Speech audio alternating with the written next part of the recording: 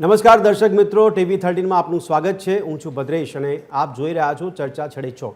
આજે વાત કરી રહ્યા છે કે આપણા દેશમાં અને રાજ્યમાં ચૂંટણીઓ આવતી હોય ત્યારે લોકતાંત્રિક પદ્ધતિની વાતો કરવામાં આવતી હોય છે, એવી દુહાઈ આપવામાં આવતી હોય છે કે લોકોનો મત કેટલો મહત્વનો હોય છે અને એ લોકતાંત્રિક પ્રક્રિયાના ભાગરૂપે લોકો મત આપીને એક સિસ્ટમ ઊભી થાય છે જેને આપણે સરકાર કહીએ છીએ।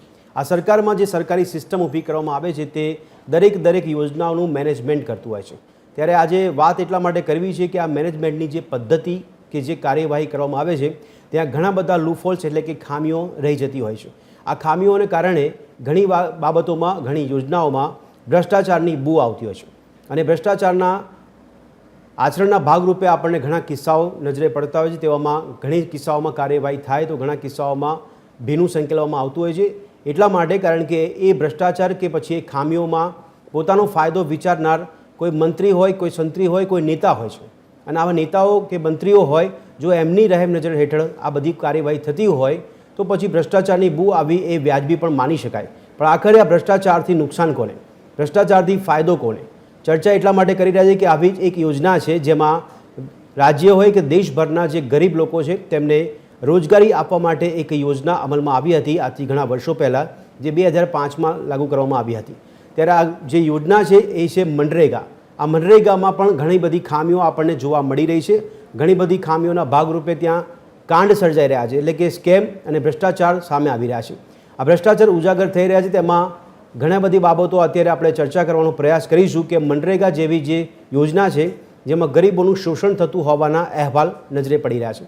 આ ગરીબોની જે કમાણી છે તેની પર કોની નજર લાગી છે, કોની નજર તેની પર હોય છે કે જેથી કરીને આ ગરીબોને જે આપવામાં આવતી રોજગારી હોય છે એ રોજગારી જે છે તેનું જે ચૂકવણું કરવામાં આવે એ ચૂકવણું કોણ લઈ જાય છે?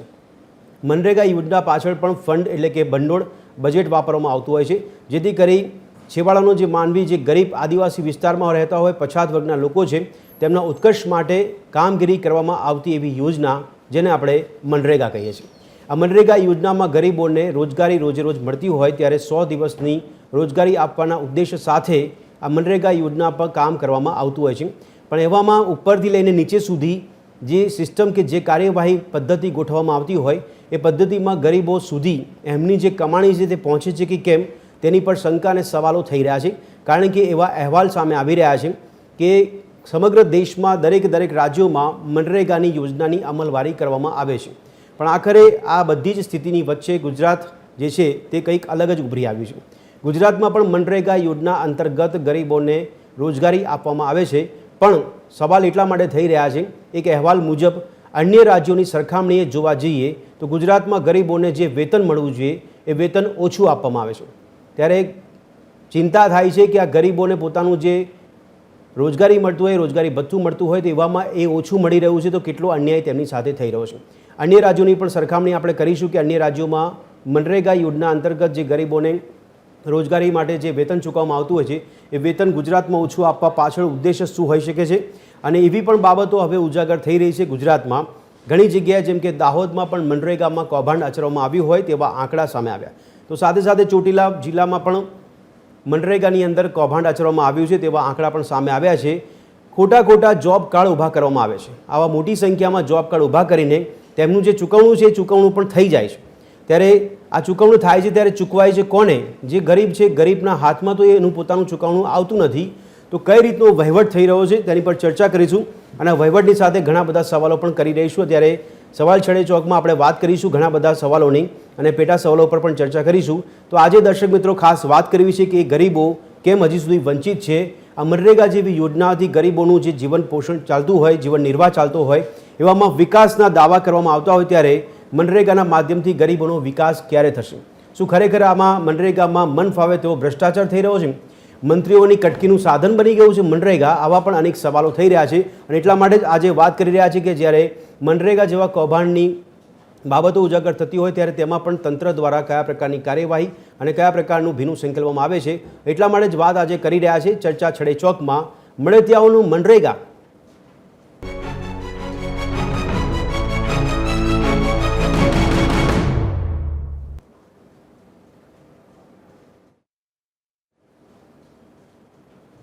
તો દર્શક મિત્રો, આશ્ચર્યજનક જે સવાલ સાથે વાત કરી રહ્યા છે મળતિયાઓનું મનરેગા એટલા માટે કારણ કે મનરેગાના માધ્યમથી એ ગરીબોનું જે વેતન છે તે કોણ છીનવીને લઈ જાય છે, એમાં કયા પ્રકારના મંત્રીઓ કે સંત્રીઓ સંડોવાયેલા છે અને એ લોકો જો રહેમ નજર રાખતા હોય તો શા માટે ગરીબોની કમાણી પર તેમની નજર હોય છે તેની પર વાત કરી રહ્યા છે।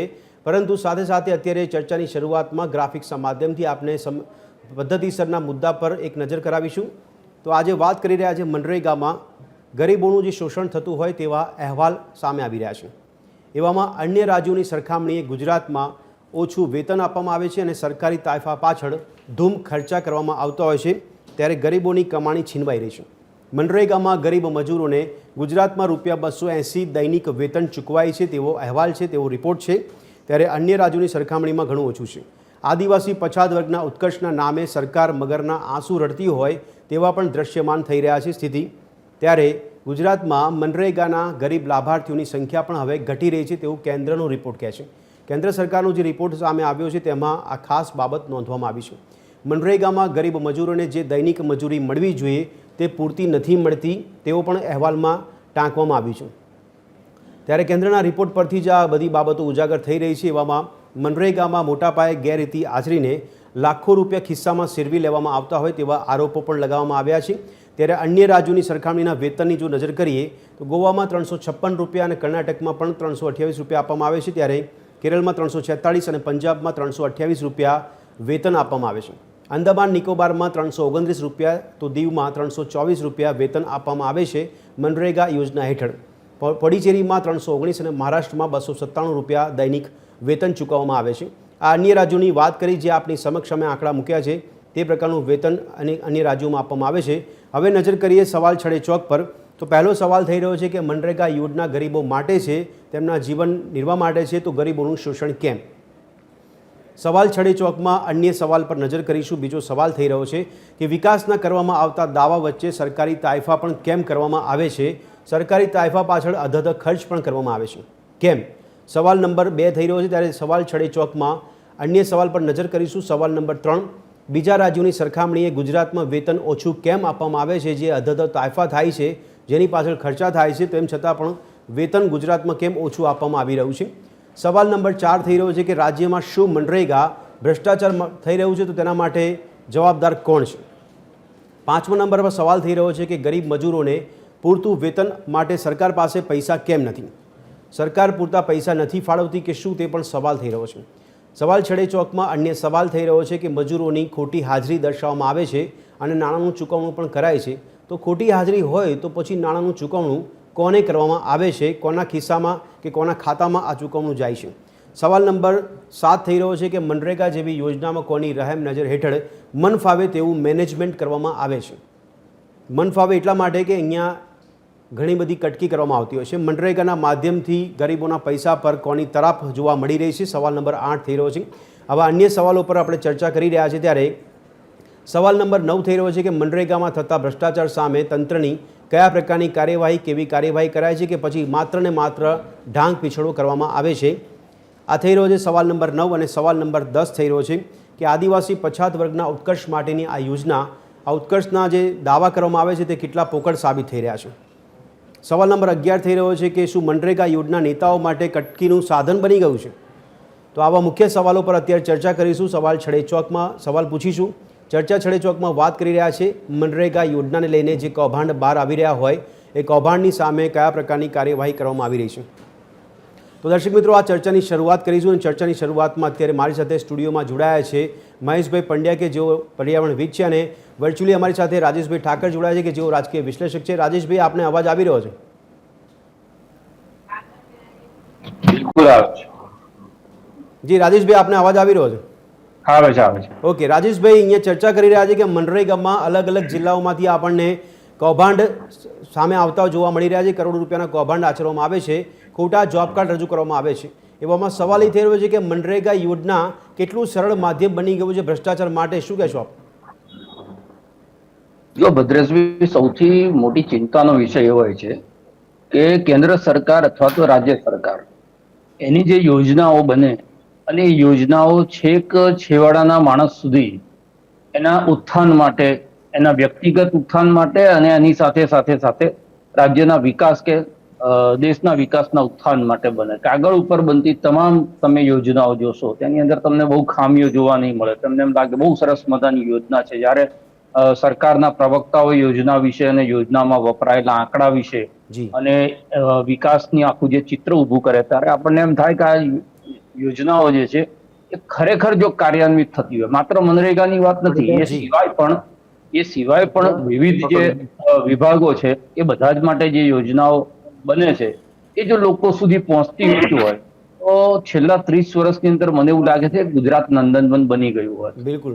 પણ હમણાંથી જે કૌભાંડો એક એવી યોજનાની અંદર આવી રહ્યું છે કે જે યોજના એ ગરીબ મજદૂર એટલે છેક નીચેના સ્તરનો વ્યક્તિ એના પોતાના આર્થિક વિકાસ માટે અને એને જે છે એ રાજ્યના વિકાસ માટે સાંકળી અને જે લેબર કામ છે એના થકી આ મનરેગા યોજના બની હતી, જેને વડાપ્રધાને તમને યાદ હોય તો પહેલી વખત જયારે વડાપ્રધાન 2014માં બન્યા નરેન્દ્રભાઈ, ત્યારે એમ કીધું હતું કે આ મનરેગા એ નિષ્ફળતાનું સ્મારક છે ને અમે એને સાચવીશું. મને એવું લાગે છે કે 2014માં કીધેલી એ વાત અત્યારે ગુજરાતની અંદર જે ઘટનાઓ આપણી સામે આવે છે જિલ્લા વાઇઝ, એની અંદર એવું લાગે છે કે એમણે જે કીધું હતું એ વાત બિલકુલ સાચી પુરવાર થઈ રહી છે. બિલકુલ. અને તમે સવાલો બધા બહુ પૂછ્યા કે આની અંદર કોણ મળતિયા કોણ, સિસ્ટમ જો જે છે એ આનો હિસ્સો ના હોય. સિસ્ટમ એટલે તંત્ર એટલે માત્ર સરકારી અધિકારીઓ કે સરકારી મહેકમમાં બેઠેલા લોકો નહીં, એનું સુપરવિઝન કરવા માટે આપણે જે દર 5 વર્ષે અલગ અલગ લોકોને ચૂંટીને મોકલતા આવીએ છીએ, એ લોકો જે છે એનું સુપરવિઝન પણ ક્યાંક કાચું પડે છે ને તંત્ર જે છે એ એનો લાભ લે છે. અને તંત્રનો લાભ લેવા માટે કી ફેક્ટર કોણ છે તો ચૂંટાયેલા ધારાસભ્યો, જિલ્લા પંચાયતના પ્રમુખો. અને મોટા ભાગે એવું જોવા મળ્યું જેટલા કૌભાંડ થયા એમાં કે પોતાના સગાવાલા લાગતા વળગતાઓને ટેન્ડરો આપી દેવાના અને એ જે પૈસા આવતા હોય એ પૈસાને બધાને સગે વગે કરી લેવાનું. એટલે ના તો પેલા મજૂર સુધી એ પૈસા પહોંચે, ના તો જે કામ માટે પૈસા સરકારે મોકલ્યા છે ત્યાં સુધી પહોંચે, એ બધા પૈસા ઘર ભેગા. બિલકુલ. એનો મતલબ માત્ર ભ્રષ્ટાચાર નથી, સરકારી તિજોરીની સાથેની છેતરપિંડી છે. એટલે હું એવું સમજુ છું કે આ ક્રિમિનલ જે છે એ ગુનો છે. રાજેશભાઈ, વડાપ્રધાન નરેન્દ્ર મોદીની પરિભાષામાં જે આપે કીધું કે એક સ્મારક તરીકે ઊભું કરવામાં આવ્યું છે, તો આ આપને સવાલ એ થઈ રહ્યો છે કે સ્મારકના ટુકડા કરીને એમાંથી કટકી મેળવવાનું સાધન આ સ્મારક બનતું જોવા મળે છે આપને? ના, એટલે એમણે નિષ્ફળતાનું સ્મારક એવો શબ્દ પ્રયોગ કર્યો હતો જે તે વખતે, અને એ સાચું સાબિત થઈ રહ્યું છે. જો મનરેગાના થકી જો ખરેખર જે કામ માટે મનરેગા યોજનાને લાગુ કરવામાં આવી હતી એ જો ખરા અર્થમાં ગઈ હોત, એક એક રૂપિયો લોકો સુધી પહોંચ્યો હોત, તો કદાચ મને એવું લાગે છે કે આપણે જે 80 કરોડ લોકોને 5 કિલો અનાજ આપવાની એક યોજના બનાવી છે, યોજનાઓની જરૂર ના પડે. બરાબર છે. લોકોને સ્વનિર્ભર કરવા માટે, આત્મનિર્ભર કરવા માટે અને સસન્માન પોતાનું પરિવાર ચલાવી શકે એના માટે આ યોજના સાથે જોડેલા લોકો હતા. હવે એમના પણ પૈસા ખાઈ જાઓ, ચલો તમે મોટા વિકાસના કામોમાંથી પૈસા, પણ એક ગરીબના ખિસ્સા હોય એને પણ તમે કાપી લો, તો મને એવું લાગે છે કે આની અંદર નથી તો માનવતા. રાજેશભાઈ, આપે જે કી ફેક્ટર્સ જણાવ્યા, કી ફેક્ટર્સ ખરેખર ગરીબોની કમાણી પર નજર રાખી રહ્યા છે અથવા તો કટકીનું સાધન બની રહ્યું છે એમના માટે? એટલે ક્યાંક તો છોડી દેવું પડે ને સાહેબ. તમે બધેથી પૈસા લેતા હોય તો બરોબર છે, પણ પેલા ગરીબનો હક જે એને 300-350 રૂપિયાનો મળતો હોય એ હક પણ તમે છીનવી લો. બિલકુલ. તો મને એવું લાગે છે કે આપણે કહીએ ને કે ભાઈ ગરીબની હાય લાગે તો પછી કોઈ એમાંથી બચતું નથી, પણ મને લાગે છે કે આ લોકોની ચામડી એટલી બધી હવે જાડી થઈ ગઈ છે કે હાય એમના સુધી પહોંચતા બહુ સમય લાગે છે. અને તમે જુઓ કે એક સરકારમાં બેઠેલા મંત્રીના દીકરાઓ આવા કૌભાંડની અંદર સામેલ હોય, એમના ઉપર ગુનો થાય, એની ધરપકડ થાય, પણ મંત્રી જે છે એનો વાળ વાંકો ના થાય. બિલકુલ બિલકુલ. જે સિસ્ટમની અંદર ઉપર બેઠેલો વ્યક્તિ છે, આપણે કોર્ટ જામીન કેમ નથી આપતી હોતી રસૂખદાર લોકોને કે ભાઈ બહાર નીકળી અને સાક્ષીઓને બધાને પ્રભાવિત કરશે? આ તો સૌથી પ્રભાવી જે વ્યક્તિ છે એના પિતા છે, એ મંત્રીમંડળની અંદર છે. મંત્રીમંડળમાં જતા હોય ના જતા હોય વિષય નથી, જાહેર કાર્યક્રમમાં રહેતા હોય ના રહેતા હોય વિષય નથી, પણ મંત્રીમંડળમાં તો છે જ. તો એમને પણ સરકાર નથી હટાવતી. એનો મતલબ તમે જો કહો પણ રાજેશભાઈ, એમને કેવી રીતે સરકાર હટાવે હજી સુધી એ સાબિત કરવાની કદાચ કાર્યવાહીમાં વ્યસ્ત હશે એટલા માટે ના હટાવે ને? ના ના, સાબિત કરવા તમે સમજો કે વિપક્ષ ઉપર કોઈ આરોપ હોય તો ક્યાં સાબિત થાય છે? બિલકુલ. એ તો સીધા કૌભાંડી જાહેર થઈ જાય છે ને બધા. Yes yes yes. તો સત્તા પક્ષમાં જેનો દીકરો જે છે એને તમે જેલમાં મોકલે છે, એનો મતલબ કે તમારી પાસે પ્રાઇમા ફેસી એવિડન્સ હતા. એક બિલકુલ. વખત જામીન થયા, ફરી વખત જે છે એના ઉપર અટકાય. બીજી ચાર્જશીટ થઈ અને ફરી વખત એમને જેલમાં મોકલ્યા. એટલે બિલકુલ, સાંયોગિક પુરાવા તમારી પાસે પૂરતા છે. તો જી. નૈતિકતાના આધાર ઉપર હમ. બચુ ખાપડ દાખલા તરીકે નૈતિકતાના આધાર ઉપર રાજીનામું નથી આપતા, કારણ Yes. ગુજરાતમાં એ પરંપરા જતી રહી છે કે તમારા ઉપર આરોપ થયો હોય. પણ રાજેશભાઈ, ગજેન્દ્રસિંહ નૈતિકતાની જો આપણે ચૌહાણના વાત આરોપ કરતા હોત તો પછી પણ મનરેગામાં દાવા કદાચ આજે છે. કૌભાંડની ચર્ચા ના કરતા હોત.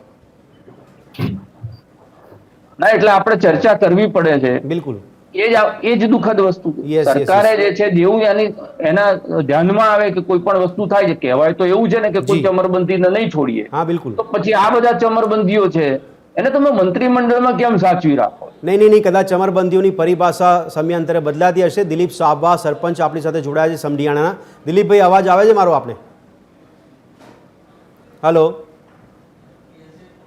દિલીપભાઈ, આપને સવાલ અહીં પૂછીશું. મહેશભાઈ અત્યારે સ્ટુડિયોમાં અમારી સાથે ઉપસ્થિત છે. મહેશભાઈ, પહેલો સવાલ એ થઈ રહ્યો છે કે ગરીબો માટે માનવામાં આવતી આ યોજના, જે ગરીબોનું જીવન નિર્વાહ એનાથી ચાલતું હોય અને એક ઉદ્દેશ્ય સાથે આ યોજના ચલાવવામાં આવે છે, આપને શું લાગે છે કે ઉપરથી નીચે સુધી કઈ જગ્યાએ ખામીઓ રહી જતી હોય છે કે જ્યાં લોકોને, મંત્રીઓ કે નેતાઓને હવે એ પણ નજર પડે કે અહીંયા લૂફોલ્સ છે, ત્યાંથી સારી કટકી આપણને મળી જશે અને મનરેગાના કૌભાંડ ઉજાગર થાય છે? શું કહેશું મહેશભાઈ?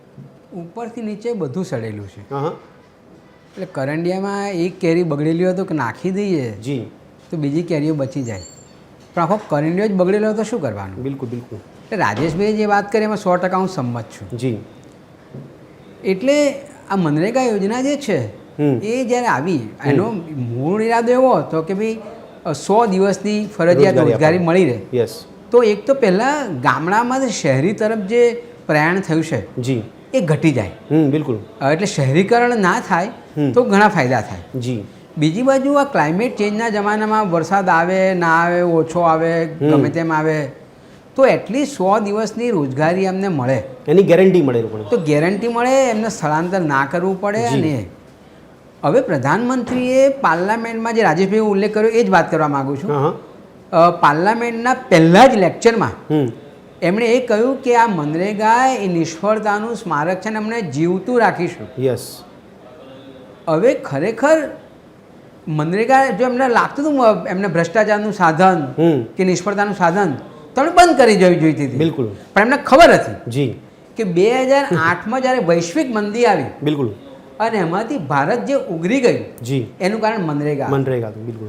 મનરેગામાં રોજગારી મળી લોકોને, શહેરીકરણ અટક્યું. આજે ક્લાઇમેટ ચેન્જમાં ક્લાઇમેટ રેફ્યુજી તરીકે ઓળખાય છે. Yes yes. કારણ કે લોકો શહેરી તરફ સ્થળાંતર કરે છે. જી. આ સ્થળાંતર ઘટાડવા માટેનો મનરેગા એક યોજના છે. બિલકુલ. આજે બન્યું છે એવું જે વાત કરી રાજેશભાઈએ કે પોતે મંત્રી સંડોવાયેલા હોય જી એટલે અને એમને દૂર ના કરવામાં આવે તો પ્રભાવ ના પડે? પડે જ. બિલકુલ. જ્યારે 2012માંથી આંદોલન શરૂ થયું ત્યારે વિનોદ રાવે ખોટા રિપોર્ટ તૈયાર કર્યા, જે પોતે સ્વીકારે છે વિનોદ રાવ પોતે. બિલકુલ. અને એ જે સીએજીના રિપોર્ટ તૈયાર કર્યા, 26 ફાઇલો કરી અરવિંદ કેજરીવાલે, બિલકુલ. અને એ રિપોર્ટ પાર્લામેન્ટમાં નહોતા મૂક્યા. જી જી. એના બેઝ ઉપર મનમોહન સિંઘે જેટલા લોકો આક્ષેપ હતા, આરોપો હતા, યસ યસ. એમને રાજીનામા લઈ લીધેલા, એમની પર કેસ કરેલા અને બધા જ કેસમાં આજે નિર્દોષ છે. બિલકુલ. તો પછી ગુજરાત મોડેલ કહેવાય છે, હું ખાતો નથી, ખાવા દેતો નથી. યસ. તો તમારા ધ્યાનમાં આવ્યું કે મનરેગામાં કૌભાંડ થયું છે, જી. 2 મંત્રીના દીકરા 2 જેલમાં જાય છે અને છતાંય મંત્રીને કશું જ ના ના પણ થાય. કાયદેકીય કાર્યવાહી તો થાય છે ને મહેશભાઈ? તો એ વખતે પણ એ વખતે બૂમાબૂમ કરેલી તમે. જી. 2012-13માં બૂમાબૂમ કરેલી, આખા દેશમાં આંદોલન થયું ભ્રષ્ટાચાર વિરોધમાં. બિલકુલ. તો અત્યારે તમે નૈતિકતાના આધારે કેમ રાજીનામા નથી લેતા? કારણ કે તમે એમ કહેવા માંગો છો કે અમારી પાર્ટીમાં, અમારા પક્ષમાં અમારા નેતાઓ અને અમારા કાર્યકરો બધા દૂધે ધોયેલા છે. પણ મહેશભાઈ, એટલે એ જે ખરાબ પદ્ધતિ છે, એટલે મેં કહ્યું કે કોણ બગડેલું સડેલું ક્યાં છે, ઉપરથી નીચે સુધી. એક સવાલ એ થઈ રહ્યો છે મહેશભાઈ, ઉપરથી નીચે સુધી આપ કહો છો કે બધું સડેલું છે, પણ સવાલ એ થઈ રહ્યો કે ઘણી બધી યોજનાઓમાં આપણે ભ્રષ્ટાચારના સમાચાર સાંભળતા હોય છે કે ભ્રષ્ટાચાર થતા હોય છે, તેમાં મંત્રીઓ કે સંત્રીઓ સંડોવાયેલા હોય છે, કાર્યવાહી થાય કે નહીં પછીનો સવાલ થાય છે. પણ આ મનરેગા એટલું સરળ માધ્યમ બની જાય છે કે ત્યાંથી ભ્રષ્ટાચાર કરવામાં આવે? તમે જુઓ ને, એક જ નાનો જિલ્લામાં 50% ફંડ એક જ તાલુકામાં વપરાઈ જાય. બરાબર. અને બીજું મુશ્કેલી ક્યાં છે કે મનરેગા યોજનામાં સ્કીમ એવી છે કે તમે કામ માગો એટલે તમને પહોંચ મળે, બિલકુલ, અને પહોંચ મળે એટલે 15 દિવસમાં તમારે જોબ કાર્ડ આપવું પડે. યસ, આ નથી થતું. જી, એટલે પહોંચ નથી આપવામાં આવતી, એટલે પછી તમારું કામની સાબિતી ના મળે. બિલકુલ. બીજા કેસમાં એવું નોંધાયું છે, અને બહુ પ્રતિપાદિત થયેલા મુદ્દાઓ છે, જી. લોકોએ સંશોધન કરીને મૂકેલા મુદ્દાઓ છે. Yes, yes. જે લોકો કામ પર જાય છે હમ, એમની હાજરી નથી પૂરવામાં આવતી, ખોટી, હા, અને જે કામ પર નથી જતા એમની હાજરી પૂરીને પણ એ લોકોએ 1000 રૂપિયા કે 1500 રૂપિયા આપી દે એમના ખાતામાં, જી. બાકીના પૈસા પાછા આપી દેવાના. જી, જી, જી. આ બહુ જગ જાહેર વસ્તુ છે. Yes, yes. હવે જો કોઈ બોલવા જાય જી. તો આજે તો તમને ખબર છે કે શું ચાલે છે. બિલકુલ. બોલે એટલે એની નોકરી નહીં, એનો અતો પતો જ ના હોય કોઈ. જી, જી, જી. એટલે બોલવાની કોઈની ક્ષમતા નથી, કારણ કે પેલો બિચારો મજબૂર માણસ છે, એ 2 ટંકના રોટલા લાવે ક્યાં કરે. હા, yes. એટલે મનરેગા યોજના એટલી સરસ છે કે જો રાજેશભાઈ કહ્યું એમ એ જો સારી રીતે ચલાવવામાં આવે જી, તો પ્રધાનમંત્રીએ 80 કરોડ લોકોને જે રાશન ના આપવું મફતનું પડે. અનાજ આપવામાં આવે છે Yes. એ કદાચ ના આપવાનું છે, અને કદાચ એટલા માટે જ મનરેગા યોજના નિષ્ફળ પણ બનાવવામાં મહેશભાઈ, આવે. ખોટી હાજરી દર્શાવીને જે ચૂકવણું કરાઈ છે એ પછી ચૂકવણું કઈ રીતે કરાય છે આપણને ખ્યાલ નથી, પણ એ ચૂકવણું જો થતું હોય તો ક્યાં જતું હશે? ચૂકવણું ક્યાં વપરાતું હશે? એ ચૂકવણું જે તે વ્યક્તિને જાય છે જેને કામ નથી કર્યું. જી, પણ એને ખબર છે, એટલે એ પૈસા એ સરપંચ, કોન્ટ્રાક્ટર કે આગળના જે કંઈ નેતા હોય એને મળતા હોય છે. બરાબર છે. અને પેલા માણસને મફતના કામ કર્યા સિવાય 1500 રૂપિયા કે 1000 મળતા હોય તો એને શું વાંધો? ઓકે, યસ, બરાબર. બિલકુલ. આ મુદ્દો છે ને, આ જગ જાહેર વસ્તુ છે. જી. હવે આમાં અને સાબિતોય બહુ થયેલા છે. હા, યસ. પણ મતલબ એ છે કે તમારે 80 કરોડ લોકોને ઢોલ પીટાઈને કે અમે મફત અનાજ આપીએ છીએ. જી. હવે જો મનરેગા યોજના બરાબર સક્ષમતાથી ચલાવવામાં આવે બિલકુલ. તો પછી અનાજની જરૂર ના પડે. જી. તો એ બૂમ ના પાડે. પણ હા, yes. અમારે ઉપકાર કરવો છે, અમે Okay. દાતા છીએ, અમે Yes, ભગવાન yes. છીએ, બિલકુલ. અમે 80 કરોડ લોકોને જીવાડીએ છીએ, જી, જી, જી. એ વાત જીવતી રાખવી છે. Okay. અને એટલા માટે મનરેગાને નિષ્ફળ બનાવવામાં આવે છે. બિલકુલ. સરપંચ તરીકે દિલીપ સાબો આપણી સાથે જોડાયા. દિલીપભાઈ, આપને અવાજ આવે છે મારો? હા, આવે છે. દિલીપભાઈ, કેટલી સરસ મનરેગા યોજના છે, એમાં આપને ક્યાંય કોઈ ખામી કે ખોટ દેખાય છે ખરી? આટલી સરસ મનરેગા યોજનામાં. મારો અવાજ આવે છે ને? જી, આપનો અવાજ આવે છે દિલીપભાઈ, આપ જવાબ આપી શકો છો. હા.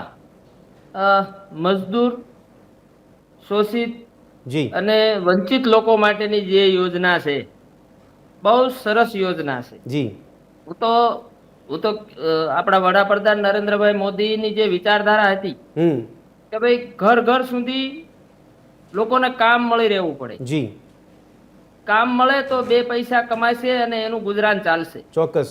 ઈ યોજના ગુજરાતમાં પણ સંવેદનશીલ સરકાર, જી, ભૂપેન્દ્રભાઈની સરકાર માં કાર્યરત હતું. પણ કટકી બાજો ને ભેજા બાજોએ જી, આ ખરેખર જેનો રૂપિયો છે હા, એના સુધી પહોંચવા નથી દીધો. જી, જી, જી, જી. અને એ તો આપણે ઘણા ટાઈમથી વાંચીએ છીએ ને જાણીએ છીએ. બિલકુલ. પણ દિલીપભાઈ, પહેલા જો મારો કહેવત હતી.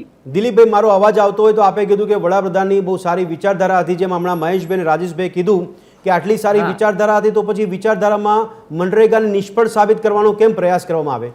હા, હું એ જ વાત કરું છું હા, કે પહેલા કહેવત હતી કે સ્કૂલમાં બાળકો ભણતા હોય ને જી, કોંગ્રેસ સરકારની અંદર, હા, ત્યારે ત્યાંથી પેન્ટ શર્ટ આપણે ત્યાંથી કેન્દ્રમાંથી આવતું હતું ડ્રેસ તરીકે, બિલકુલ, અને અહીં પહોંચે ને તો આ ડ્રેસ થઈ જતો. જી, બધા જાણે છે, રાજેશભાઈ પણ જાણતા હશે. જી, તો આ ઈ રીતે, અને ખરેખર સરકારનું ધ્યાન ગયું છે આ બાબતે. મનરેગા કૌભાંડ જે ચાલે છે, હા, અને લોકો પણ જાગૃત બની ગયા છે. જી, આ યોજના બંધ નથી થવાની, હા, પણ અને કરવાની પણ નથી, અને સરકાર કરશે પણ નહીં. બિલકુલ. પણ ખરેખર જેને આનો લાભ મળવો પડે, જે મજદૂર એ નથી લોકો છે, મળતો.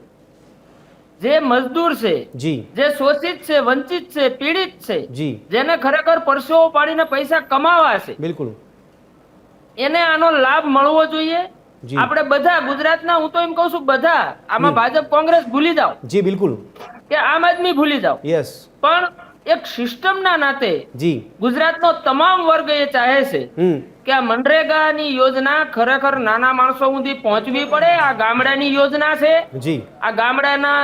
Okay. અને હું તો એમ કહું છું કે જે આ કટકી બાજો ને ભેજા બાજો છે, એ શહેરી તરફની આંધળી દોટ મૂકીને ગામડા તરફ લૂંટવા આવી રહ્યા છે, જી, જી, એને હું મારા સખત શબ્દોમાં કહેવા માંગુ છું હા કે ગામડું જીવન છે તો જ શહેર જીવન છે, એટલું યાદ રાખજો. ઓકે, પણ દિલીપભાઈ બે સવાલ આપના માટે થઈ રહ્યા છે કે આ મનરેગા યોજના આપે કીધું કે બંધ થવાની નથી, આપણે બંધ કરવાની વાત પણ નથી કરી રહ્યા કારણ કે રોજગાર મળી રહ્યો છે ગરીબોને, આર્થિક રીતે પછાત છે લોકોને. સવાલ એ છે કે આ મનરેગા ચલાવવી મજબૂરી છે સરકારની કે પછી ભ્રષ્ટાચારનું માધ્યમ? નહીં, મજબૂરી નથી. તો હંમેશા ભારતની અંદર, હા આપણા દેશની અંદર જી નાના નાના માણસો છે હા, જે ખરેખર ગરીબ છે, જે રોજી રોટી ઉપર ચાલે છે. પણ દિલીપભાઈ ગરીબોની કમાણી પર લૂંટ ચાલી રહી છે. એ ગરીબોની કમાણી પર લૂંટ ચાલી રહી છે, કેટલું વ્યાજબી? લોકોએ જાગૃત બનવાની જરૂર છે. હાલ જે આ કૌભાંડ થયું છે એમાં લોકો જાગૃત થયા એટલે સરકારનું ધ્યાન ગયું છે. હું ગામનો એક સરપંચ છું, છતાં મને ખૂણાની વસ્તુની ખબર નથી હોતી, છેડે કોણ રહે છે, હું છે એ ખબર નથી હોતી. એક ગામડું 7,000 ની વસ્તુ આ ગુજરાતની અંદર, ગુજરાતનો એરિયા જુઓ, ગુજરાતના જિલ્લા જુઓ, ક્યાં સુધી સરકાર ધ્યાન રાખે? પણ જે સિસ્ટમ વચ્ચેથી કરપ્ટ થઈ છે, જે કટકીબાજો છે, જે ભેજાબાજો છે, એ સરકાર સુધી સાચી વાતને પહોંચવા નથી દેતા, ત્યાં તો એને દબાવી દેશે. પણ દિલીપભાઈ તમે કીધું જાગૃત થયા છે, કોણ જાગૃત થયા છે? જે લોકો ખરેખર મનરેગામાં કામ કરતો વર્ગ છે એ જાગૃત થયા છે કે નેતાઓ જાગૃત થયા છે કે એ લોકોને કેવી રીતે લૂંટી શકાય?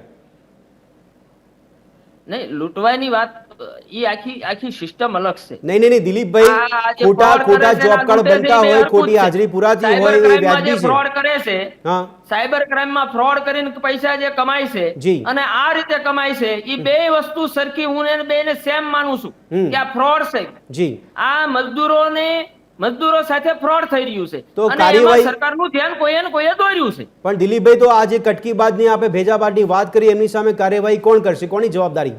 સરકારની જવાબદારી છે. તો આપે કીધું કે સરકાર તો બધે પહોંચી નથી શકતી, સરકાર બધે નથી પહોંચી શકતી, આપ જ કહી રહ્યા છો.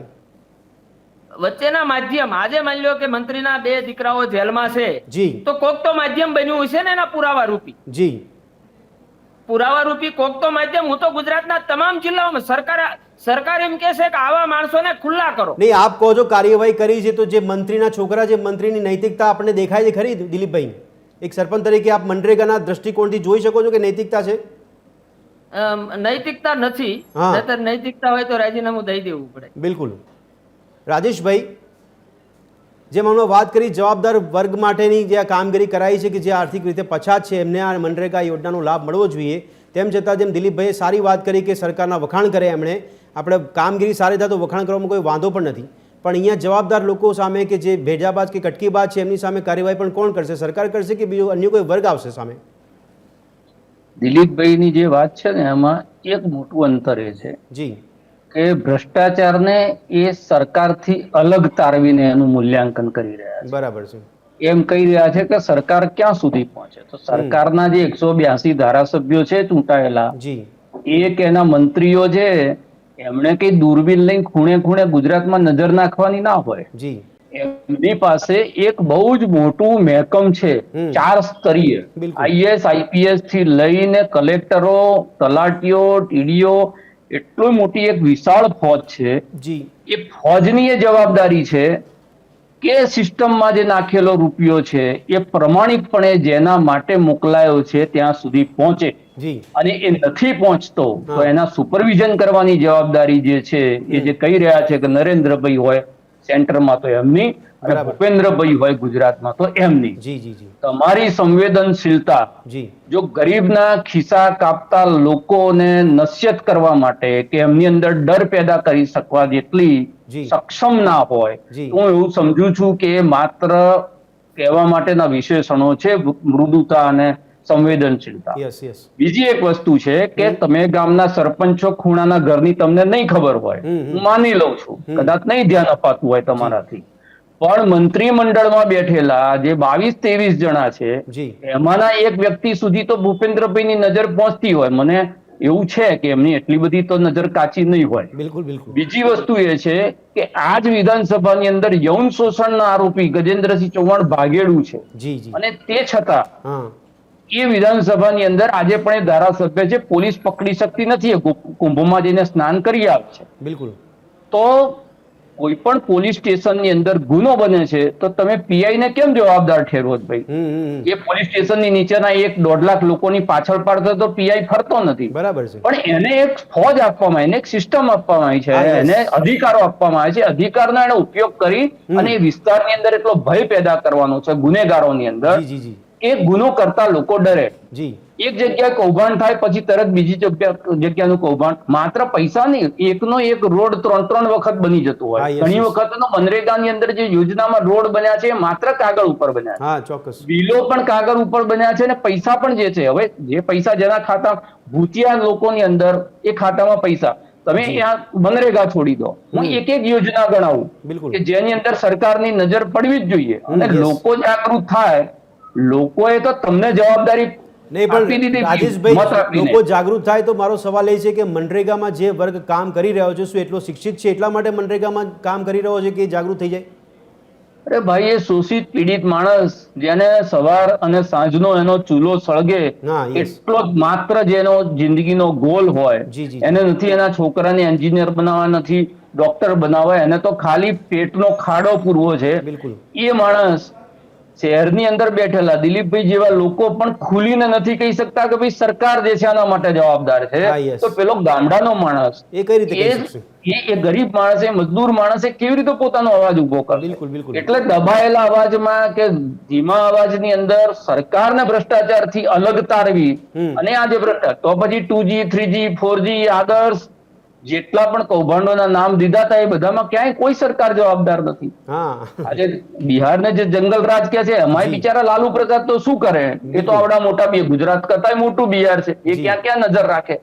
જો તમે તમારી નજર જ્યાં જ્યાં નથી જતી, તમારા રાજ્યની અંદર ડ્રગ્સ પણ આવતું હોય, તમારા રાજ્યમાં રોજ દારૂ પણ પીવાતો હોય, તમારા રાજ્યમાં ચોરે ને ચૌટે તમામ યોજનાઓની અંદર ભ્રષ્ટાચાર થતા હોય અને બચાવે હોય કે અમે ક્યાં ક્યાં સુધી જોઈએ, તો એ નિર્લજ્જતા સાથે તમારે તરત ને તરત સરકાર છોડી, તમે અક્ષમ છો, તમે નિર્બળ છો, તમે અસફળ છો એનું એ કબૂલાતનામું. બિલકુલ. અને સરકાર એવું કહેતી નથી કે અમારી જવાબદારી નથી, જવાબદારી નિભાવતી નથી. કારણ કે જે કૌભાંડ થાય છે, કૌભાંડમાં ક્યાંક ને ક્યાંક એના જે છેડા છે, આજે બચ્ચુ ખાબડને રાજીનામું આપે એટલે સાબિત થઈ જાય ભારતીય જનતા પાર્ટીનો મંત્રી જે છે એની અંદર ઇન્વોલ્વ હતો એટલે એને બચાવવા. તમે અગ્નિકાંડ થાય કે જેટલા પણ કાંડ થયા એ કાંડની અંદર તપાસ થાય, પેપર ફૂટ્યાની તપાસ થાય. જાગૃત તો સરકારે રહેવું જોઈએ. લોકો ક્યાં સુધી જાગૃત રહેશે? છોકરાઓ પેપર છપાય છે ત્યાં પ્રેસની બહાર ચોકી કરે.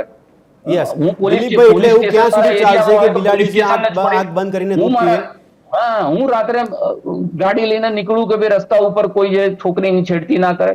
અરે ભાઈ, અમે તો વોટ આપી સરકાર બનાવી, સરકારની પાસે આટલું મોટું તંત્ર છે, આટલું બધું બજેટ છે, એ બજેટનું સુપરવિઝન એને કરવા. હું કમાઈને ઘરમાં પૈસા લાવતો મેં તિજોરીમાં મૂકતો હોઉં, એની અંદરથી રોજ કોઈ પૈસા કાઢી લેતું હોય મને ના ખબર પડતી હોય તો મારી મૂર્ખતા છે. ઓકે, ઠીક છે દિલીપભાઈ, આપને સમઢિયાણામાં મનરેગાના જે કર્મીઓ હતા એમના માટે બ્લડ કેમ્પ યોજાયો તો આપને જાણકારી છે? ના, અમે હજી હું સરપંચ બન્યો 10-12 દિવસ થયા છે. ઓકે ઓકે, નહીં એટલે કદાચ જાણકારી હોય આપણી પાસે તો હું આપી દઉં કે ત્યાં આ સારું કામ પણ થયું હતું. તો રાજેશભાઈ કીધું પ્રમાણે સરપંચ તરીકે આપણે એક જવાબદાર વ્યક્તિ છો સમઢિયાણા માટે કે ત્યાં મનરેગા ચાલતી હોય એમાં ખામી દેખાતી હોય તો સીધો સવાલ સરકારને પૂછી શકો છો. હા, પહેલી વાત કે બચાવ કરી રાજેશભાઈ કીધું ને કે મંત્રી હું કોઈ પક્ષપાત નથી, મેં હજારી કીધું નહીં, સરકાર કોઈની પણ હોય, સવાલ તો સિસ્ટમ સામે થાય ને. આપણે કોંગ્રેસ ભાજપની વાત નથી કરતા. દાખલા તરીકે રાજસ્થાનમાં મનરેગામાં કૌભાંડ થતું હોય તો ત્યાં જે પાર્ટીની સરકાર હોય એ પણ સરકાર સાથે આપણે કોઈ લેવા દેવા નથી. આપણા લેવા દેવા જે ગરીબો લૂંટાય છે એના માટે છે, એના માટે જે જવાબદારો છે એની સામે સવાલ ઉભા કરવા. બિલકુલ. પહેલી વાત તો એ કે દિલીપભાઈ જવાબ પૂરો કરો. આપણે ના નથી પાડતા, પણ સરકાર સુધી અવાજ પહોંચાડવો, નાના માણસોનો, મજદૂરોનો, શોષિતોનો, વંચિતોનો, એ જાગૃત માણસો જે છે, જે ભણેલા ગણેલા છે એની જવાબદારી. એમાં દિલીપભાઈનો પણ સમાવેશ થાય છે. દિલીપભાઈનો પણ સમાવેશ થાય છે એમાં. દિલીપભાઈનો પણ એમાં સમાવેશ થાય છે. હા, હું પહોંચાડીશ, હું સરકાર સુધી અવાજ 100% પહોંચાડીશ. જી. અને મારામાં તો તાકાત છે. મેં 2015 થી 19 સુધી આંદોલન કર્યું છે. જી. ગુજરાતની અંદર, ગુજરાતના ગામડે ગામડે મને ઓળખે છે. બિલકુલ. અને પકડ્યા પછી મુકાતું નથી. જી. પણ સરકાર જ્યાં સુધી પોતે પોતાની રીતે જે કાર્યવાહી કરે છે તો એમાં હું હસ્તક્ષેપ કરતો નથી. બીજી વાત કે કદાચ કોઈ મજદૂરોનો, કોઈ શોષિતનો અવાજ દબાતો હશે તો Yes. એ અવાજ સરકાર સુધી પહોંચાડવાની મારી જવાબદારી છે, જી, જી, નૈતિક જી. ફરજ છે મારી. હા ઓકે દિલીપભાઈ, પણ આ યોજના થકી આપણે ગરીબોને કેટલા પ્રમાણમાં સાચવી રહ્યા છે? આપ ખરેખર સાચા હૃદયથી આપ વાત કરશો કે આપણે સાચા અર્થમાં ગરીબોને સાચવી રહ્યા છે મનરેગાથી? જો મેં અગાઉ કીધું કે ઘણા બધા જિંદગીની અંદર વિષય બદલાણા. આજે જી. તમે મને મનરેગાનો મુદ્દો કીધો ત્યારે મનરેગા હાલતું હતું પેપરમાં, હું વાંચતો હતો, રોજ વાંચતો હતો કે હા. ભાઈ આવી રીતે કૌભાંડ થયું છે, આવી રીતે થયું છે. મેં મારા ગામમાં પણ સૂચના તો આપી જ દીધી છે, તલાટી કામ મંત્રીને ને વગેરે Okay. વગેરે બધાને સૂચના મળી ગઈ છે જી. કે મનરેગાની જે યોજના હોય એનું મને લિસ્ટ આપો હમ. અને એમાં શું શું કાર્યવાહી કરી છે એ પણ લિસ્ટ આપો. નાના જે ખરેખર જેને મળવું પડે એને મળ્યું છે કે નહીં એ પણ મારે માહિતી જોવે છે, જી. અને નહીં મળ્યું હોય તો મારા ગામથી શરૂઆત કરીશ એવું રાજેશભાઈ અને ગુજરાતની જનતા સાંભળે છે એને હું ખાતરી આપું છું. ઓકે ઠીક છે મહેશભાઈ, આપને સવાલ એ પૂછી રહ્યો છું. રાજેશભાઈ, આપને પૂછું છું સવાલ. મહેશભાઈ, સવાલ એ થઈ રહ્યો છે કે આર્થિક વર્ગ, પછાત વર્ગના ઉત્કર્ષ માટે સરકાર દ્વારા એવા બધા તાયફા કરવામાં આવે છે કે અમે એમનો ઉત્કર્ષ કરી રહ્યા છે, ગરીબી અમે ઘટાડી રહ્યા છે. અહીંયા તો કેન્દ્રનો રિપોર્ટ એવું કહે છે કે આ જે લાભાર્થીઓ છે જે મનરેગામાં કામ કરતા હતા એમની સંખ્યા દિવસે દિવસે ઘટી રહી છે. જે મનરેગાને જીવિત રાખવાની છે એ જ મનરેગા સાથે સંકળાયેલા જે લાભાર્થીઓ છે એ લોકો ઘટી રહ્યા છે. તો આ કેટલી મોટી કમનસીબી મહેશભાઈ કહી શકાય છે કે આપણે મનરેગાને જીવતી રાખી રહ્યા છે? જીવતી રાખવી પડે એમ છે. મજબૂરી સરકારની છે, અને સરકારને તમે કહ્યું એમ ફાયદો બી છે. આ સરકારનું એક સૂત્ર છે, હા આફતને અવસરો ફેરવી નાખો. બિલકુલ બિલકુલ. એ પણ કારણ છે. જી. હવે મેં કહ્યું એમ મનરેગા એ ખરેખર સારી સ્કીમ છે. પ્રધાનમંત્રીને એવું લાગતું હતું કે નિષ્ફળતાનું પ્રતીક છે, જી. તો એમણે કેવી રીતે સુદૃઢ કરાય એ જોવું જોઈતું હતું. Yes yes. મારી પોતાની વાત કરું, જી. 2016માં મેં પ્રધાનમંત્રીને પત્ર લખેલો હા. કે મનરેગા સ્કીમમાં જો તમે આજે મિલેટની વાત કરીએ, જી, જી, જી. બરછટ ધાન્યો, હા યસ. બાજરી, મકા, રાગી, જી. કોદરી, નાગલી, બિલકુલ. બાવટો, હમ. આ પોષક તત્વોવાળી છે યસ. અને એ મૂળ આપણું ધાન્ય છે અને ખાવાથી પોષક તત્વો વધતા હતા. બરાબર. આજે ગુજરાતમાં 45% પોષક તત્વોની ખામી છે જી. બાળકોમાં અને મહિલાઓમાં. બિલકુલ. હવે મારો મુદ્દો એ છે કે મેં એવો પત્ર લખેલો પ્રધાનમંત્રીને કે તમે જો નાના ખેડૂતો જે છે હા યસ. અને જે ચોમાસા ઉપર જ નિર્ભર છે એ લોકો પોતાના જ ખેતરમાં જી. મિલેટનું વાવેતર કરે હા. તો એને મનરેગામાં તમે રોજગારી આપો જી. તો એને આત્મહત્યા નહીં કરવી પડે. બરાબર છે. અને જે કંઈ અનાજ વાવશે ને એને ખાશે તો એટલીસ્ટ પોષણ મળશે. જી. કદાચ પાક નિષ્ફળ જશે તો ઘાસ તો થશે, તો એનું પશુ ચાલી જશે. યસ. હવે આ સ્કીમને જુદી જુદી રીતે ફેરવી શકાય એમ છે. જી. એટલે કામ નથી એવું નથી, યસ યસ. પણ બીજી બાજુ એક બીજી દલીલ એવી નાખવામાં આવી છે જી. કે મનરેગાના લીધે કૃષિ ઉત્પાદન ઘટ્યું છે અને લોકોને મજા આવી ગઈ છે મફતના પૈસા લેવાની. જી જી. હવે માત્ર 100 દિવસની આ રોજગારીની વાત છે. Yes yes. આ ગુજરાતમાં અને દેશમાં એવું નથી કે 12 માસ ખેતી થાય છે. હા બરાબર છે. આજે પણ 60% ખેતી એ આકાશી ખેતી છે, વરસાદ રેનફેડ આધારિત ખેતી છે. તો માત્ર ચોમાસા અને શિયાળો થોડુંક બાદ કરો તો બાકીનો 365 દિવસ છે. જી જી. 365 દિવસમાં 165 દિવસ તો ખેતી ના થયા તમારા. બિલકુલ. પણ એવી દલીલ ઊભી કરવામાં આવે છે. અને બીજી બાજુ આ સરકારને બહુ મજા આવે છે આમ ઝઘડાવાની. એટલે કે ચાલો મનરેગા યોજના શરૂ કરી અને પછી આ લોકોને મફતના પૈસા આપી દેવાના, એની જરૂર છે. અને બીજી બાજુ ખેત ઉત્પાદન થતું નથી. બિલકુલ. એટલે એની ટીકાઓ કરાવવી. ઓકે. અને આ યોજના ચાલુ રાખવી. હા યસ. અને ભ્રષ્ટાચાર પર કરવો. એટલે મલ્ટી ડાયમેન્શન છે. Yes yes. અને જો કોઈ એમ કે સરકાર ક્યાં પહોંચી વળે જી તો રાજીનામું આપી દો. નહીં, ઇમ્પ્લિમેન્ટની વાત કરી મહેશભાઈ, મેં હમણાં આંકડા મૂક્યા ગ્રાફિક્સ માધ્યમથી આપણે દર્શકોને બતાવ્યા. વિવિધ રાજ્યોમાં 300, 300, 350 સુધી વેતન મળે છે. આ જ ગુજરાતને આપણે વિકાસ મોડેલ તરીકે દેશમાં પ્રસ્થાપિત કરતા અને આર્થિક સમૃદ્ધાનું પ્રતીક પણ માનવામાં આવે છે આ ગુજરાતને. ત્યાં આ વેતન આટલું બધું ઓછું કેમ હશે? શું કારણ હશે? એ તો સરકારને જ પૂછવું પડે ને કે તમે કેમ આવું કરો છો ભાઈ. તમે જ્યારે એમ કહેતા હોય કે આત્મનિર્ભર બને, યસ યસ, તમે તો 80 કરોડ લોકોને અનાજ આપીને તમે પરોપકાર પેલા એ બનાવી દીધા, બિલકુલ પેરેસાઇટ બનાવી દીધા. જી. તમે આવી સ્કીમો લાવીને લોકોને આગળ લઈ જાઓ જી તો કદાચ તમારે 80 કરોડનો ઢોલ નહીં પીટવો પડે. બિલકુલ. અને સરકાર ખરેખર આ જે રાજેશભાઈ વાત કરીને અને ફરીવાર આમ આગળ લઈ જાઉં છું, સરકાર લાજવાની જગ્યાએ ગાજે છે. એમ કે અમે જુઓ ને અમે મંત્રીના 2 દીકરાઓને પકડી પાડ્યા. અમારી જાંબાજ સરકાર છે. Yes yes. ડ્રગ્સ રોજ પકડીએ છીએ એનું પણ ડ્રગ્સ drug કેમ આવે છે જી. ડ્રગ્સ માફિયાઓને મજા આવે છે કે ગુજરાત જેવા જાબાજ રાજ્યમાં જઈને પકડીએ તો ક્રેડિટ મળે ઓકે તમારું નેટવર્ક એટલું જોરદાર છે કે અંદર આવે છે કેમ હા હા અંદર આવે છે કેવી રીતે Yes, અને yes, yes. એની પાછી મારે ક્રેડિટ લેવાની જી, જી, અને અમે આ ચમરબંધી નથી છોડતા Yes. મંત્રીઓના દીકરાઓને જેલમાં નાખ્યા હમ. નકલી કોર્ટ નકલી વકીલ નકલી આઈએએસ નકલી આઈપીએસ નકલી બેંક આ બધું નકલી અને Okay. છતાંય મારે પછી 23 વર્ષનું સુશાસન ઉજવવાનું યસ યસ ગુડ ગવર્નન્સ જી ગુડ ગવર્નન્સ આ જે વસ્તુઓ જે છે એ સમજવાની બહુ જ જરૂર છે અને આ જ ગુજરાત મોડેલ છે દિલીપભાઈ 280 રૂપિયા જે રોજનું વેતન મળી રહ્યું છે ગુજરાતમાં બીજા રાજ્યોમાં 300 સવા 300 350 સુધી આપવામાં આવે છે ત્યાં પણ ભારતીય જનતા પાર્ટીની સત્તા છે સરકાર છે સવાલ એ છે કે આટલો ભેદભાવ કેમ ગુજરાતમાં કેમ આટલું ભેદભાવભર્યું વર્તન જોવા મળી રહ્યું છે મનરેગામાં પહેલી વાત તો એ કે 280 પાછું ઠેઠ સુધી મળવું પડે ને જે કામ કરે છે એને અચ્છા, હા, જેને yes. કામ કરાવવાનું છે એને જી બરોબર હા. ઈ વેતનનો મુદ્દો એટલા માટે નથી કે પેલા ઈ વેતન જે મળવાનું છે 300 ઉપરનું જી ઈ મૂળ જેને મળવાનું છે મજૂર છે ખરેખર હા. મજૂર છે યસ એને મળવું જોઈએ ને એને 500 આપો 500 અત્યારે વેતન કરી દે પણ એને મળે જ નહીં શું કામનું ઓકે રાજેશભાઈ જી એને ના, મળે બરાબર જ નહીં શું કામનું પેલા એને મળે એનો મુદ્દો છે જી. ઈ મળી જાય પછી આપણે એમાં આગળ વધી જઈશું પણ દિલીપભાઈ ક્યાંથી મળશે ખોટા જોબ કાર્ડ કરીને હમણાં મેં સવાલ કર્યો હતો કે આ ચૂકવણું તો થાય છે તો ચૂકવણું કોના ખિસ્સામાં જાય છે પણ હું તમને એમ કહું છું કે આ 350 કરાવીને તો મૂળ તો કોક આ કટકી બાજુ ને ભેજા બાજુ દેવાનું એ કરતા અત્યારે 280 બરોબર છે અચ્છા, તો આપ ઈ સારી વાત પેલા કરો છો કે 280 ચૂકવો એ આ સારી કટકી બાબત બાજુ ને છે. ભેજા બાજુ છે હા હા એની પાસેથી છીનવીને મજૂર સુધી શોષિત વંચિત જે કાંઈ પીછડા છે એ બધાને મળી જાય ને એવી વ્યવસ્થા ઊભી તો ગુજરાતની અંદર એમની થાય પાસે એટલે આપ દિલીપભાઈ સ્વીકારો છો ખરી કે 280 ઉપરનો જે નફો છે તો જે પેમેન્ટ આપવું જોઈએ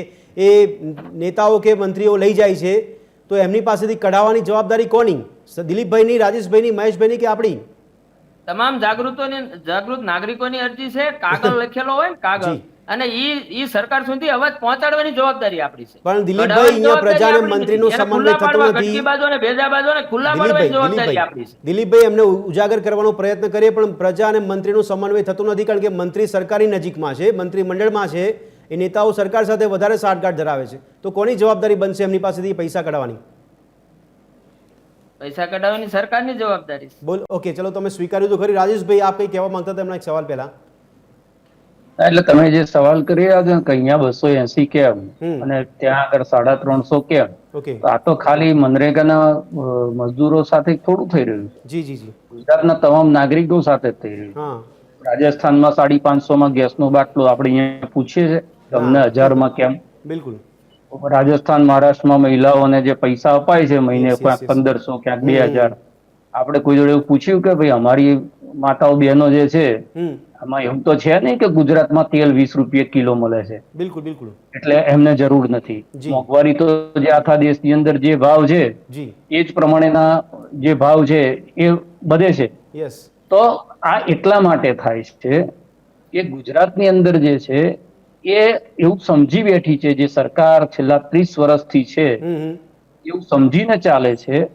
કે ગુજરાતના 7/12 હવે અમારું નામ લખાય જી જી જી જી અહીંયા 150 નો ગોલ આપવામાં આવે એનો મતલબ કે ચૂંટણી પહેલા મેન્ડેટ ખિસ્સામાં લઈને ચાલવાનો સત્તાનો જે અહંકાર છે જી એ હવે એટલો પ્રસ્થાપિત થઈ ચુક્યો છે કે એમને એમ છે કે અમે ગમે તે કરીશું આજે મોરબીનો પુલ પડી ગયો અને પછી મોરબીમાં ભારતીય જનતા પાર્ટી જીતી તો એમના પ્રવક્તાઓ એવું કહેતા હતા હમ કે ભાઈ જો લોકો તમારી સાથે છે ને હા યસ તો બિલકુલ મત આપ્યા પછી પણ જો મત મળતા હોય હમ બિલકુલ તો પછી નાગરિકોનું ગરીબોનું વંચિતોનું શોષિતોનું આ બધાનું ભલું કરવાની હમ. વાત આવે જ ક્યાં જી જી જી જ્યાં સરકારમાં બેઠેલા લોકો હમ એ 2047 નું વિઝન અત્યારે કહેતા હોય તમને Yes, મેન્ડેટ yes. તો 5 વર્ષનો હા, મળે બિલકુલ, તમારે બિલકુલ. 5 વર્ષનું વિઝન કરવાનું જી, હોય તમે જી, 5 વર્ષ રહીશું તો આટલું આટલું કરીશું બિલકુલ આપણે મનરેગાની વાત કરીએ છીએ પ્રધાનમંત્રી આવાસ યોજનાની જે વાત છે હમ એમાં તમે જુઓ તો 30% મકાનો ભાડે ચડેલા હોય Yes, એનો yes. મતલબ કે જેને જરૂર નથી એવા લોકોને મકાન એલોટ થયા Allot થયા. સરકાર ભાડે છાસવારે જ્યારે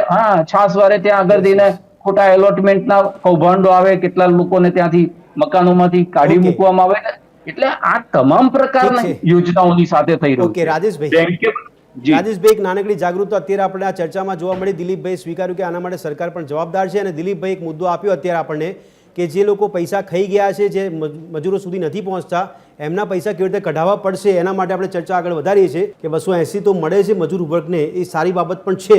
તો ચલો ઓછું વેતન મળી રહ્યું છે પણ 280 પૂરતું એ પ્રોપર વ્યક્તિને મળી રહ્યું છે કે જો એના કરતાં વધારે આપવાનો પ્રયત્ન કરે તો એ પૈસા જે લોકો લઈ જાય છે ત્યાંથી પાછા કેવી રીતે લાવવા જોઈએ, જે ગરીબને મળી શકે તેની પર ચર્ચા આપણે આગળ વધારીએ છીએ. દિલીપભાઈ, રાજેશભાઈ, મહેશભાઈ આપણી સાથે જોડાયેલા છે. મહેશભાઈ, મારો સવાલ એ છે અહીંયા કે જે પૈસા જે લોકોના ખિસ્સામાં જતા રહ્યા છે, કે જે ચૂકવણું જતું રહ્યું છે, એ ચૂકવણું પાછું ગરીબ સુધી પહોંચાડવા માટેની, કઢાવવા માટેની જવાબદારી કોની બનશે? સરકારની જ છે ને. હા, લોકશાહીમાં લોકોનું, લોકો માટે, લોકો દ્વારા ચાલતું રાજ્ય, એના માટે આપણે સરકારના પ્રતિનિધિને ચૂંટીને મોકલીએ છીએ. ના, પણ દિલીપભાઈ કીધું પ્રમાણે લોકો જાગૃત થશે તો થશે. જાગૃત તો થઈ ગયા, આખી બહાર તો આવ્યું કૌભાંડ. યસ. કૌભાંડ બહાર આવ્યું પછી એનાથી કેટલા જાગૃત થાય યાર. બિલકુલ. ડ્રગ્સ પકડાય છે, દારૂ પકડાય છે, બધું પકડાય છે, એટલે એટલા જાગૃત તો થઈ ગયા, લોકો જાગૃત થયા, લોકોની ભાગીદારી થયું છે. હવે કામ સરકારે કરવાનું છે. જી. એ સરકાર, અને સરકાર એટલે કોણ? આદેશો કરવાના હોય છે, મંત્રીઓ આદેશો કરે એની ઉપર કામ કરતા હોય છે. એટલે નૈતિકતાની વાત થાય ને, એમાં મારે મુદ્દો મૂકવો છે. ઓકે. કે આજે આ પ્રધાનમંડળમાં આવવું અને બહાર નીકળવું એ તમારા હાથની વાત નથી. જી. એ ઉપરાષ્ટ્રપતિનું પણ રાજીનામું ગમે ત્યારે લઈ શકાય, અને સરકાર ધારી હોત તો નૈતિકતા ના હોત તો કાઢી મૂક્યા શકે. બિલકુલ. એટલે માનો કે કોઈ નૈતિકતા રાજીનામું આપવું હોય જી તો પણ નથી આપી શકાતું. આ પણ એક મુદ્દો છે. ઓકે. એટલે સરકારની અલ્ટિમેટલી જવાબદારી છે કે સરકારે જ આ બધું કરવું પડે કે આટલું બધું ચાલતું હોય, તમે આટલું બધું ભ્રષ્ટાચારનો ખેલ ચાલતો હોય. મહેશભાઈ, આપે વાત કરી કે રાજીનામું આપવા માટે પણ એ પ્રક્રિયા છે. મારો બહુ સીધો સવાલ આપણે એ થઈ રહ્યો છે કે આપણે અહીંયા જ્યારે ચૂંટણી પ્રચાર જોઈએ ત્યારે કોઈ પણ નાનામાં નાનું કામ હોય, પછી એ ચૂંટણી જિલ્લા પંચાયતની હોય, આપણે ગ્રામ પંચાયતની હોય કે પછી વિધાનસભાની હોય, દરેક ચૂંટણીમાં આપણે વડાપ્રધાન નરેન્દ્ર મોદીના ચહેરાને આગળ ધરે છે ભારતીય જનતા પાર્ટી. તો દરેક મુદ્દા માટે નરેન્દ્ર મોદી જવાબદાર હોય અથવા તો એના માટે મત આપવામાં આવતો હોય, તો શું આ નાની મોટી બાબતો માટે પણ વડાપ્રધાન પોતે જવાબદાર હોઈ શકે ખરી? બિલકુલ, કારણ કે એમનું સૂત્ર છે, મારી સામે જુઓ, મારા ઉમેદવારો સામે નહીં. બિલકુલ.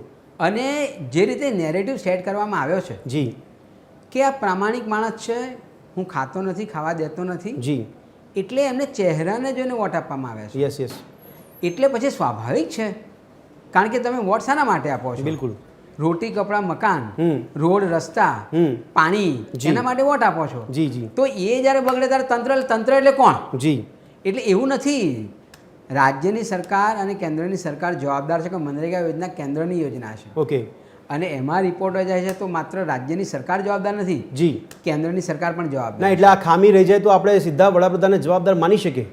બિલકુલ માની શકાય. કેમ ના માની શકાય? યસ. દિલીપભાઈ, મારો સવાલ એ છે કે શું આપણે આ નાની મોટી ખામીઓ રહી જાય, આપે જે કીધું કે જે કટકીબાજ ને ભેજાબાજ જે દેખાય છે એ ઉજાગર થાય છે, તો આપણે આ ખામીઓ માટે પણ વડાપ્રધાનને પોતાને પણ જવાબદાર માની શકીએ છીએ? જો પહેલી વાત તો એ કે વાતમાં હું એ લેવલે પહોંચ્યો નથી. જી.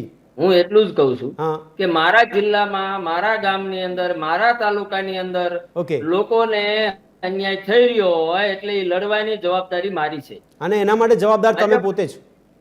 હા, એનો જવાબદાર હું પોતે છું. ઓકે, સરસ. હું સ્વીકારું છું. બિલકુલ. કે મારા ગામની અંદર મનરેગા યોજના હાલતી હોય અને એની અંદર કટકીબાજો ને ભેજાબાજો જો આ ગરીબ લોકોનું શોષણ કરતા હોય તો એ જવાબદારી સંપૂર્ણ મારી. દિલીપભાઈ, આપણે તો શરૂઆતના તબક્કામાં આપે તો કીધું કે બહુ દૂરંદેશી વિઝન સાથે ચાલુ રાખવામાં આવેલી આ યોજના જે વડાપ્રધાન આપે વખાણ પણ કર્યા, રાજ્ય સરકારના પણ વખાણ કર્યા આપે. ઈ યોજના શરૂ રાખી છે એટલે જવાબદાર હું. ઓકે. મને જવાબદારી સોંપી છે. જી. ગામના સરપંચ તરીકે મને જવાબદારી સોંપી છે. બિલકુલ. અને લોકો જાગૃત થઈ રહ્યા છે. જી. રાજેશભાઈ, લોકો જાગૃત થઈ રહ્યા છે. મારું ગામ સમરસ ન થાય ક્યારેય, સિટીની નજીકનું ગામ છે. આજે લોકોએ સમરસતાનો ભાવ કરી, લોકો પોતે જાગૃત થયા છે કે હવે કઈક સુધારો લાવવો પડશે. નહીં, પણ દિલીપભાઈ જાગૃત થઈ રહ્યા છે, આપ કહી રહ્યા છો આ બધી વસ્તુ ઉજાગર થઈ છે, તો શું આ પીએમઓ સુધી ખબર નહીં હોય, સીએમઓ સુધી ખબર નહીં હોય કે આ બધી બાબત ઉજાગર થઈ રહી છે? મેં કીધું મારી જવાબદારી ગામની છે. ઓકે, તાલુકા સુધી ઠીક છે. દિલીપભાઈ, સરપંચ તરીકેની જવાબદારી અમને હવે ખબર પડી ગઈ કે કેટલી જવાબદારી છે. મહેશભાઈ, ભદ્રેશભાઈ, માનો કે જોબ કાર્ડ મને ના મળતું હોય, જી, તો મારી નિષ્ફળતા છે, મારી જવાબદારી કે મારે સરકારને લડવું પડે. બિલકુલ. સરકારની જવાબદારી નહીં. અને તો જે જોબ કાર્ડ જેનું છે એને પોતાને એટલો શિક્ષિત છે કે નહીં તો ખબર નથી, કારણ કે આ પછાત છે એટલા માટે તો મનરેગામાં છે. રાજેશભાઈ, આપને એક છેલ્લી કમેન્ટ. મારો સવાલ એ છે કે જો ઉજાગર થઈ રહ્યું છે, જાગૃત થઈ રહ્યા છે, કદાચ મીડિયાના માધ્યમથી પણ આ બાબતો ઉપસી રહી છે, તો પછી નૈતિકતાના ધોરણે કામ કેમ નહીં થતું હોય? કોઈ એમાં પણ ખાસ કટકી મારવામાં આવતી છે એટલા માટે કામ નહીં થતું? જો આમાં બે બાબત છે. એક તો બહુ જાગૃત થવું જોઈએ અને બહુ ચર્ચા થઈ અહીંયા. પણ ગુજરાતના લોકો જે છે નરેન્દ્રભાઈના એક એક શબ્દો પર બહુ ભરોસો મૂકે. જી. અને નરેન્દ્રભાઈ એવું કીધું હતું કે તમે એક દિવસ જાગજો પછી તમારો ભય જાગશે. એટલે ગુજરાતની પ્રજાએ ભરોસો મૂકીને સૂઈ બરાબર ગઈ. છે. જી જી. 30 વર્ષથી સૂઈ રહી છે. બીજું નરેન્દ્રભાઈએ કેવું કીધું હતું હા કે હું તિજોરી ઉપર કોઈનો પંજો પડવા દઈશ નહીં. બરાબર નહીં. છે. યસ. હું દેશના ચોકીદાર તરીકે કામ કરું છું. હવે આપણે કોઈને સોસાયટીમાં સિક્યુરિટી વાળો હોય ને તોય આપણે નિરાંતે સુઈ જઈએ કે ભાઈ આપણે જી, જી, સિક્યુરિટી રાખી છે ને, હા બિલકુલ. એના ઉપર એટલો ભરોસો મૂકે. જી. તો આ તો માનનીય, વંદનીય, પ્રાતસ્મરણીય એવા આપણા વિભૂતિ એવા નરેન્દ્રભાઈ છે. એટલે જી. એમના ઉપર ભરોસો ના મૂકે ગુજરાતના એટલે કોઈ બને નહીં. બિલકુલ. એટલે એમને એમ કે તિજોરી સાચવશે જી. એટલે ગુજરાતના લોકો સુઈ ગયા. Yes yes. બે વાત. ત્રીજી વસ્તુ એ છે કે સરકારના કાન સુધી 4 મહિનાથી મનરેગાનું કૌભાંડ પહોંચી રહ્યું છે. જી. હવે એમના કાનમાં પૂંબડા નાખ્યા હોય તે કાઢવા જવાની જવાબદારી રાજેશભાઈ, ભદ્રેશભાઈની કોઈની છે જી. નહીં. બિલકુલ. બીજી વસ્તુ એ છે કે હું એવું માનું કે જાગૃત નાગરિક તરીકે હા મુખ્યમંત્રી અને વડાપ્રધાન બંને પેપર તો વાંચતા જ હોય. જી. તો અખબારની અંદર તમે દરરોજ અખબાર ખોલો તો ઓછામાં ઓછા 4 કૌભાંડ જે છે કોઈ પણ દિવસની તારીખ કોઈ પણ હોય તમે ઉઠાઈ લો, 4 કૌભાંડ એ કાયદાના હોય કે દારૂ પકડાવેના હોય કે કોઈ જગ્યાએ શૌચાલયનું કૌભાંડ Yes, yes, થયું yes. હોય, કોઈ પ્રધાનમંત્રી આવાસ યોજનાનું કૌભાંડ થયું હોય, જી, જી. કોઈ શિક્ષણના જર્જરિત ઓરડાની વાત હોય, ક્યાંક કુપોષિત થઈ ગયેલા બાળકોની વાત હોય, બધી જ વાતો છાપામાં છપાય છે. જી. તો છાપાએ જગાડે છે અમને. બિલકુલ બિલકુલ. બરાબર. મીડિયાના માધ્યમથી આપણે રોજ 8 થી 9 જગાડીએ છીએ, Yes, ઢોલ yes. વગાડીએ. ઓકે. પણ જે લોકોએ આપણને સુઈ જવાનું કીધું હતું ના, ના, એ લોકો બરાબર છે. એવી નિંદરમાં સુઈ ગયા છે. ઠીક છે રાજેશભાઈ, હવે- પણ આપના એ શબ્દ પ્રયોગમાં થોડો વિરોધાભાસ કાઢીશું. દિલીપભાઈ હવે જાગૃત થયા છે. દિલીપભાઈ પોતે કહી રહ્યા છે કે હવે લોકો જાગૃત થઈ રહ્યા છે. એનો મતલબ કે કદાચ જો પ્રજા ભરોસો કરતી હોય તો જે નિંદમાં હતી તે નિંદમાંથી હવે જાગૃત થઈ રહ્યા છે એવું આપણે આશ્વાસન કે એવો વિશ્વાસ રાખવો. દિલીપભાઈના શબ્દને આપણે સમર્થન આપવું જોઈએ. પણ સાથે સાથે સવાલ ઘણા બધા થતા હતા ને એટલે પ્રયત્ન કર્યો હતો કે તંત્રી, મંત્રી કે સંત્રી કે નેતાઓ હોય એ જવાબદાર હોય તો જવાબદાર તરીકે એમની સામે કાર્યવાહી થશે કે કેમ, ત્યાં બાબત અટકી પડે છે. કારણ કે એમની સાંઠગાંઠ સીધી સરકાર સાથે છે. તો શું સરકારમાં બેઠેલા લોકો હોય એ લોકો મન ફાવે એવું મહાકૌભાંડ કરી શકે, મન ફાવે તેવો ભ્રષ્ટાચાર કરી શકે? એટલા માટે જ કહેવાનું અજુગતું લાગે છે કે મન ફાવે તેવો ભ્રષ્ટાચારનું માધ્યમ એટલે કે ગુજરાતમાં એ મનરેગાનું માધ્યમ બની ગયું છે. પણ ખેર, આ ચર્ચામાં આશા રાખીએ કે છેલ્લે ગરીબના જે રોજગારી છે, જે વેતન છે એ ગરીબ સુધી પૂરેપૂરું પહોંચે ને દિલીપભાઈ જેવા લોકો પણ પ્રયત્ન કરે કે પહોંચાડવામાં આવે એવી આપણે આશા સાથે આ ચર્ચાને સમાપ્ત કરીશું. આ ચર્ચામાં મહેશભાઈ, દિલીપભાઈ, રાજેશભાઈ આપ ત્રણેય ભાગ લીધો તે બદલ આપનો ખૂબ ખૂબ આભાર. તો દર્શક મિત્રો, ફરી મળીશું ચર્ચા છડે ચોકમાં એક નવા વિષય સાથે. ત્યાં સુધી આપ જોતા રહો TV13 ગુજરાતી. નમસ્કાર.